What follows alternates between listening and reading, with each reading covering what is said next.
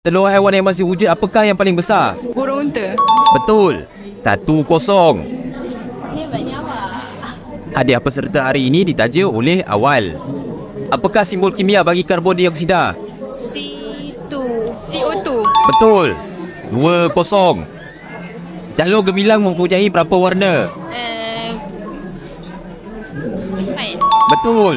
2-1. Apakah jambatan terpanjang di Malaysia? Jabatan Pulang Pinang. Yang mana? Kedua. Betul.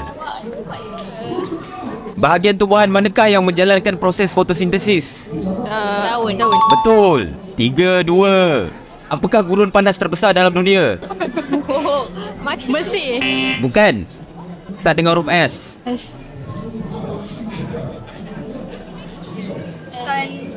Sahara.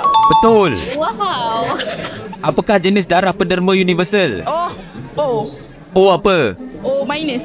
Betul. 5-2. Peserta hari ini mendapat voucher RM2 dan sebuah buku daripada Awal.